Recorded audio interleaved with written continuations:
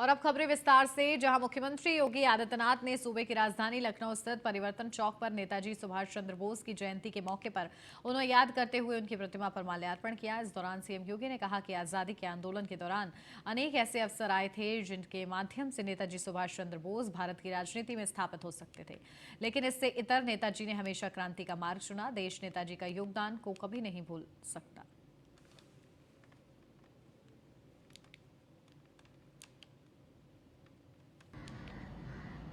आज पूरा देश आजादी के महानायक नेताजी सुभाष चंद्र बोस को उनकी पावन जयंती पर स्मरण करते हुए नमन कर रहा है। देश की आजादी के आंदोलन में नेताजी के द्वारा किए गए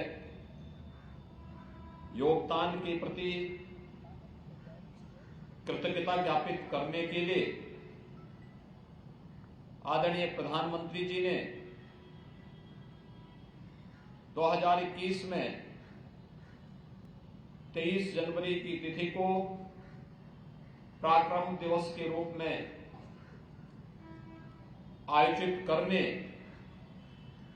और इसके माध्यम से नेताजी के योगदान के प्रति पूरे देशवासियों की कृतज्ञता ज्ञापित करने का एक अवसर पूरे देशवासियों को प्रदान किया।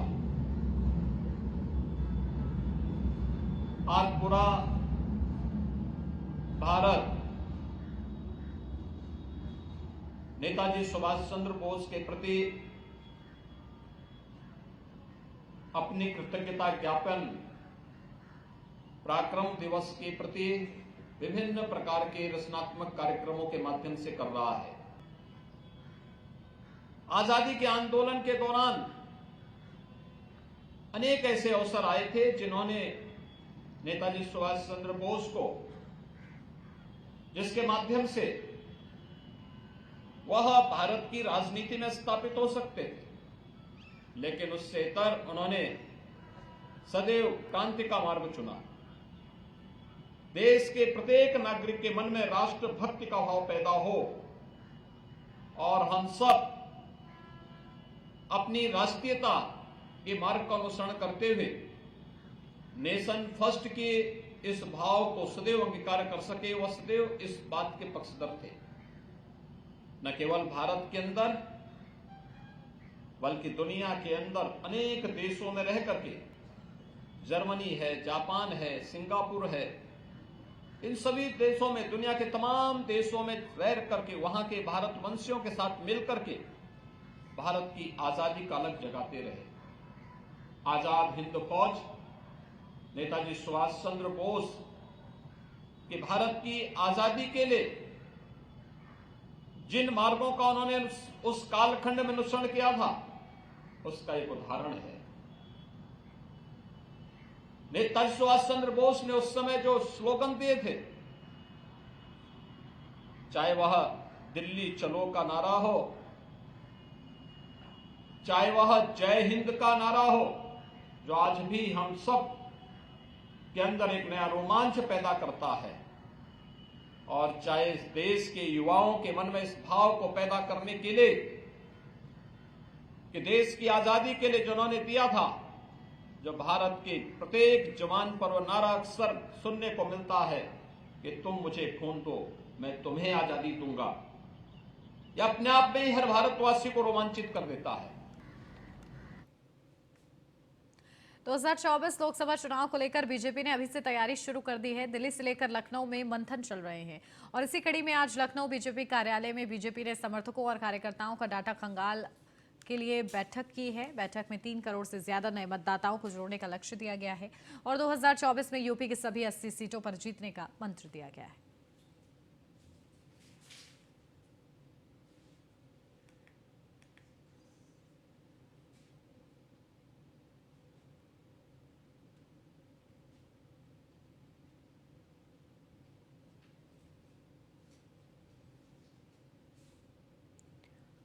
भारतीय जनता पार्टी 2024 में संपूर्ण कमल की तरफ बढ़ते हुए एक कदम आज और बढ़ा है। हमने देखा था कल जिस जगह से कार्य समिति की बैठक हुई थी, आज यहाँ पे डाटा एनालिसिस की एक कार्यशाला रखी गई है। एक दिवसीय कार्यशाला थी जिसमें करीब 2 सत्र में ये बैठक हुई थी। अब आपको बताते हैं कि भारतीय जनता पार्टी आने वाले दिनों में अपने समर्थकों और कार्यकर्ताओं का सारा डाटा जुटाएगी। इसमें उनका व्यवसाय, शौक, जाति से लेकर परिवार के बारे में पूरी जानकारी दी जाएगी। आपको बता दें कि डाटा हर जिले के हर मंडल से होगा और इसमें कनेक्शन की जो जिम्मेदारी है वो कार्यकर्ताओं की रहने वाली है। और साथ ही साथ आपको बता दें कि जिस तरीके से जो भारतीय जनता पार्टी की पूरी तैयारी है कि जिस तरीके से हमने देखा था अपना बूथ सबसे मजबूत, उसके बाद आईटी और सोशल मीडिया का यूज जिसे भारतीय जनता पार्टी किया था 2014 के बाद से 2022 तक लगातार जीत कहीं ना कहीं उसके हाथों में थी। अब आपको बता दें कि इस बार सबसे अहम चीज देखी गई, जो आम कार्यकर्ता है, जो जमीनी नेता है, जो जमीनी कार्यकर्ता है, वो कैसे अपने शीर्ष नेतृत्व तक अपनी कार पहुंचाएगा, इसके भी इसका प्रावधान रखा गया है। जितने ज्यादा आप कार्यकर्ता अपने लोगों को जोड़ेंगे उसकी एक रेटिंग दी जाएगी। इस रेटिंग के मानक से उनके परफॉर्मेंस को आंका जाएगा और माना जा रहा है कि जिस तरीके से जो शीर्ष नेता तक अपने परफॉर्मेंस को नहीं बता पाते थे या नहीं दिखा पाते थे, अब उनको भी एक मौका दिया गया है कि अपने आप को चुनने का। भारतीय जनता पार्टी का जो पूरा मिशन 2024 है उसमें 3 करोड़ से अधिक नए कार्यकर्ताओं को जोड़ने का, मतदाताओं को जोड़ने का लक्ष्य भी रखा गया है। देखना होगा कि जहां 2014 से लेकर 2022 तक भारतीय जनता पार्टी का ये प्रयोग सफल रहा है, आने वाले दिनों में 2024 में जो संपूर्ण कमल खिलाने की जो जिम्मेदारी है, 80 में से 80 में सीटों को जीतने का जो लक्ष्य है, उसमें ये उपयोग कितना सफल होता है। वीडियो जर्नलिस्ट अमित साहनी के साथ मनीष मिश्रा, न्यूज़ इंडिया, लखनऊ। लखनऊ से अब खबर, जहां सीएम योगी से जर्मनी के राजदूत ने शिष्टाचार भेंट की है। फिलिप एकमैन ने सीएम योगी से शिष्टाचार भेंट की। लखनऊ में सरकारी आवास पर दोनों के बीच ये मुलाकात हुई। मुलाकात के दौरान भारत और जर्मनी के बीच मजबूत आर्थिक संबंधों पर चर्चा हुई है। उत्तर प्रदेश में औद्योगिक निवेश को लेकर सार्थक विचार विमर्श हुआ। यूपी की मेट्रो परियोजना में सहयोग करेगा जर्मनी। प्रधानमंत्री के मार्गदर्शन में नई ऊंचाइयों को छू रहा भारत जर्मनी का संबंध, ये सीएम योगी आदित्यनाथ की तरफ से कहा गया।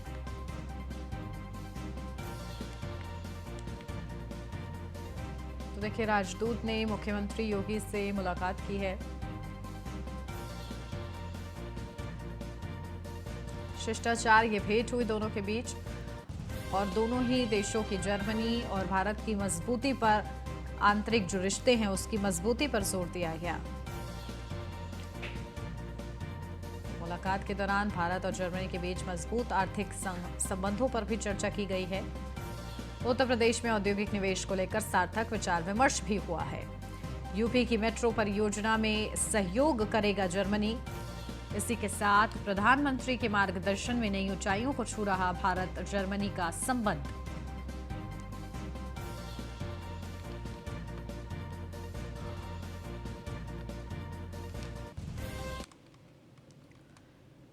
बुलंदशहर पहुंची बीजेपी नेता अपर्णा यादव ने स्वामी प्रसाद मौर्य के बयान पर प्रतिक्रिया दी और कहा है कि शबरी के झूठे बेर खाकर श्री राम ने जात पात के भेदभाव को तोड़ा। झूठे बेर खाकर सतयुग में उन्होंने एक परम उदाहरण दिया।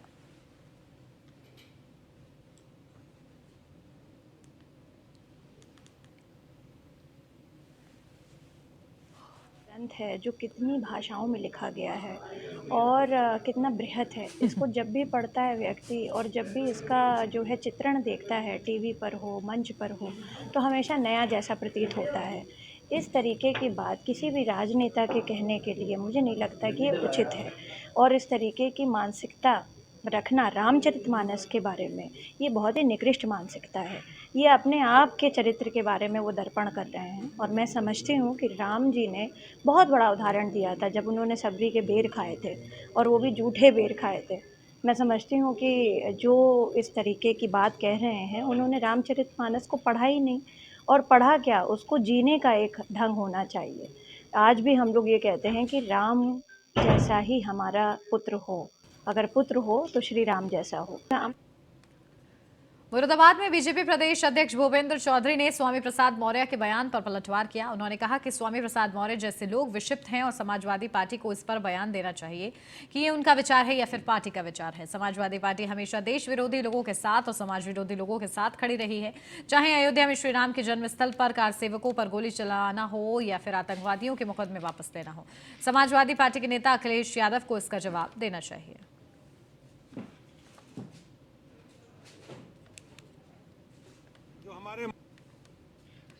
स्वामी प्रसाद मौर्य जैसे लोग विक्षिप्त हैं और समाजवादी पार्टी को उन्हें उस पर बयान देना चाहिए अखिलेश यादव जी को कि ये उनका विचार है या उनकी पार्टी का स्टैंड है, पार्टी का विचार है। क्या सरकार भी कोई एक्शन लेगी? समाजवादी पार्टी हमेशा देश विरोधी लोगों के और समाज विरोधी लोगों के साथ खड़ी रही है, चाहे अयोध्या में भगवान श्री राम के जन्म स्थान पर कार सेवकों पर गोली चलवाना हो या धार्मिक जो हमारे मठ मंदिर हैं उन पर आतंकवादी हमले और आतंकवादियों के पक्ष में समाजवादी पार्टी की तत्कालीन सरकारें खड़ी होना, उनके मुकदमे वापस लेना, ये तो देश की न्यायपालिका का धन्य है।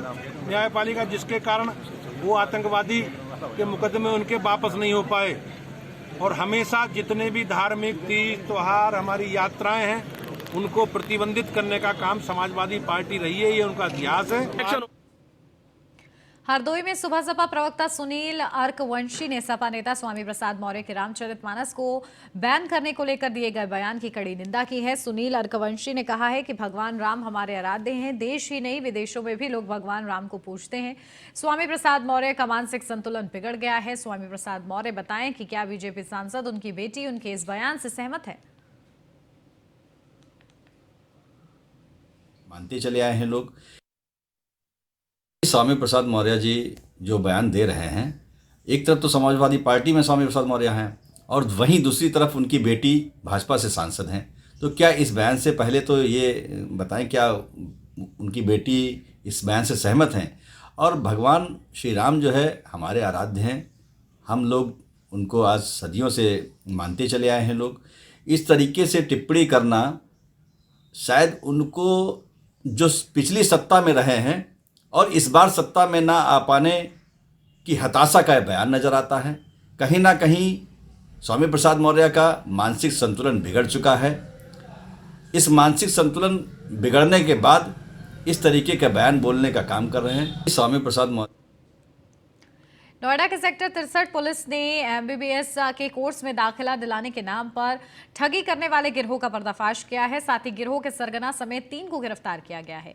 आरोपियों से 19 लाख रुपए, 6 मोबाइल फोन, 4 एटीएम और 1 पैन कार्ड सहित कई सामान बरामद हुए हैं। पकड़े गए आरोपियों पर 25-25 हजार रुपए का इनाम था। पकड़े गए आरोपी 35 लोगों के साथ अब तक ठगी कर चुके हैं, जिसमें 27 लोग थाना सेक्टर 63 में शिकायत कर चुके हैं। आरोपी नीट एग्जाम में पास नहीं होने वाले स्टूडेंट को टारगेट करते थे और एक स्टूडेंट से 15 से 25 लाख लेकर एडमिशन कराने का वादा करते थे। देखिए 2022 की नीट परीक्षा में जो स्टूडेंट्स बहुत कम नंबर से रह गए थे, इन अभियुक्तों के द्वारा उनका डाटा कलेक्ट किया गया और उनसे संपर्क करके सरकारी कॉलेजों में दाखिला के नाम पे भारी रकम उनसे अभ्यर्थियों से ली गई और कॉल लेटर बना करके उस कॉलेज का दे दिया गया।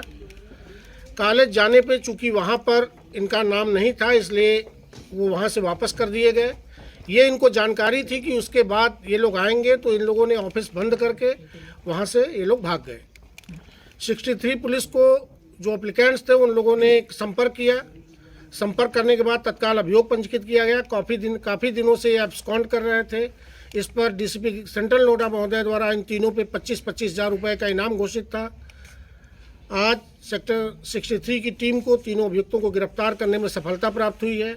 इनके पास से 19 लाख रुपए, लगभग 10 लाख की ज्वेलरी, मोबाइल, पैन कार्ड, तमाम कागजात इनसे बरामद हुए हैं। देखिए बुलंदशहर जिले के सयाना के एक निजी स्कूल में कक्षा 3 में पढ़ने वाला एक छात्र ने योगी बाबा का बुलडोजर बनाया है, जिसे डेमोन्स्ट्रेशन में रखा गया है। छात्र का नाम यश है और उसने प्रेशर से चलने वाला बुलडोजर बनाया है।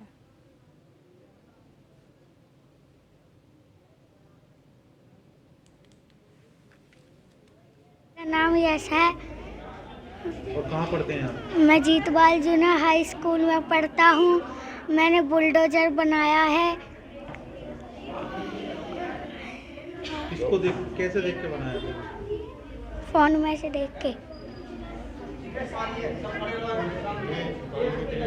ये पानी के प्रेशर से चलता है।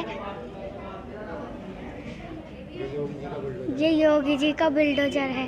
मेरा नाम यश है। और कहाँ पढ़ते हैं आप? मैं जीतवाल जूनियर हाई स्कूल में पढ़ता हूँ। मैंने बुलडोजर बनाया। सभी बच्चों ने साइंस के प्रोजेक्ट बनाए हैं और सभी ने बहुत अच्छी मेहनत की है। अच्छा, आपके स्कूल में एक बाबा का बुलडोजर बनाया गया है। हाँ, एक बाबा का बुलडोजर बनाया गया है। किसको प्रणाम मानते हैं? ये बच्चों ने बनाया है और बच्चों का कहना है कि जो बुलडोजर डीजल से पेट्रोल चलता है, ये बुलडोजर पानी के प्रेशर से चलता है और अगर कुछ कंपनियां चाहें तो प्रेशर से ही बुलडोजर बना सकती हैं, जिसमें ईंधन का उपयोग ना हो। बाबा योगी का बुलडोजर नाम लिखा है। योगी का बुलडोजर नाम लिखा है। बच्चों ने योगी जी से इंस्पायर होकर योगी का नाम लिख दिया है, योगी का बुलडोजर। बुलंदशहर में और मुख्यालय से करीबन 50 किलोमीटर दूर जीत बाल जूनियर हाई स्कूल में अब देख सकते हैं कि ये प्रदर्शनी लगाई गई है। सीएम योगी का बुलडोजर भी देख सकते हैं, बच्चों ने आकर्षक बनाकर एक बुलडोजर बनाया गया। जिस तरह सीएम योगी का बुलडोजर लगातार माफिया क्रिमिनलों पर कहर बनकर टूट रहा है, उसको आकर्षक देखते हुए बच्चों ने अपनी प्रदर्शनी में देखते हुए मैं कैमरामैन से गुजारिश करूँगा इसकी तस्वीर दिखाएं। योगी का बुलडोजर है, ये बच्चा है और बच्चे ने अपना एक आकर्षक अनुसार एक बाबा का बुलडोज़र बनाया गया है और बुलडोज़र किस तरह प्रेशर से चलता है। ये बुलडोज़र कहीं ना कहीं उत्तर प्रदेश में जिस तरीके की सीएम योगी लगातार क्रिमिनलों पर कार्रवाई कर रहे हैं और बच्चों में भी आकर्षक देख सकते हैं कि जिस तरह के बच्चे भी खुद सीएम योगी की एक पहल के अनुसार बाबा का बुलडोज़र बना रहे हैं। कहीं ना कहीं एक बच्चों में भी आकर्षक देखने को मिल रहा है। ये जीत बाल जूनियर हाई स्कूल सियाना है, जहाँ पर उनको बच्चों ने बाबा का बुलडोजर बनाया है। कैमरा पर्सन आशीष के साथ अशोक कुमार, न्यूज़1 इंडिया, बुलंदशहर।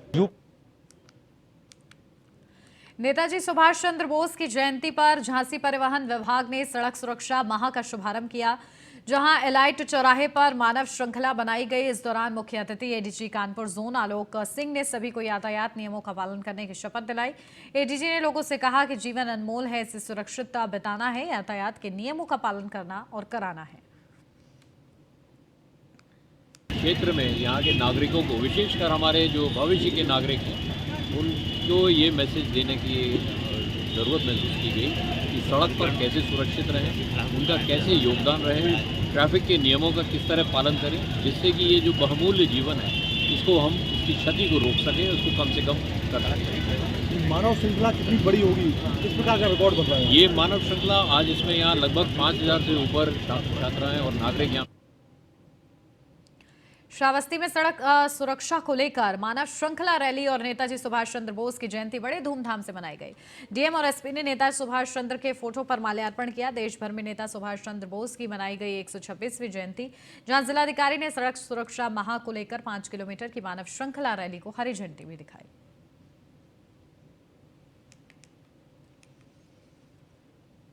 श्रावस्ती जनपद में आज सड़क सुरक्षा को लेकर आज मानव श्रृंखला रैली निकाली गई है। श्रावस्ती जनपद में लगभग 5 लाख लोग मानव श्रृंखला रैली में सम्मिलित हुए हैं। आज नेता सुभाष चंद्र की जयंती 127वीं जयंती देश भर में मनाया जा रहा है, जिसको लेकर हम खास बातचीत जिलाधिकारी न्याय प्रकाश से करेंगे। मैम, आज 5 लाख लोग सड़क सुरक्षा मानव श्रृंखला रैली में सम्मिलित हुए, क्या कहना चाहिए? श्रावस्ती जनपद में सड़क सुरक्षा माह के अंतर्गत आज एक विशेष कार्यक्रम का आयोजन किया गया है। आज यहाँ पर सड़क सुरक्षा मानव श्रृंखला बनाई गई है, जिसमें जनपद के 5 लाख लोगों ने बड़ी संख्या में प्रतिभाग किया है। इस कार्यक्रम का मुख्य उद्देश्य ये है कि लोगों में सड़क सुरक्षा के नियमों की जागरूकता हो और लोग सड़क सुरक्षा के नियमों का पालन करें, जिससे एक्सीडेंट्स में कमी आ सके और हमारा जनपद में सेफ ड्राइविंग के प्रति लोगों में जागरूकता बढ़े, लोग नियमों का पालन करें। मैम, आज नेता सुभाष चंद्र की जयंती भी मनाई जा रही है, क्या कहना चाहिए? इसी शुभ अवसर पर आज हमने ये कार्यक्रम भी आयोजित किया गया है और एक कार्यक्रम था, उसमें हमने नेताजी सुभाष चंद्र बोस जी को श्रद्धांजलि भी अर्पित की और इसी दिवस पर इस कार्यक्रम का ये आयोजन हुआ। वही जिलाधिकारी न्याय प्रकाश का साफ तौर से कहना था सड़क सुरक्षा माह जागरूकता को लेकर लोगों के प्रति सड़क सुरक्षा के नियमों के बारे में जागरूक हो, जिसको लेकर आज ये मानव श्रृंखला रैली निकाली। और इसी के साथ इस बुलेटिन में बस इतना ही। खबरों का सिलसिला आगे भी जारी है, आप बने रहिए न्यूज़1 इंडिया के साथ।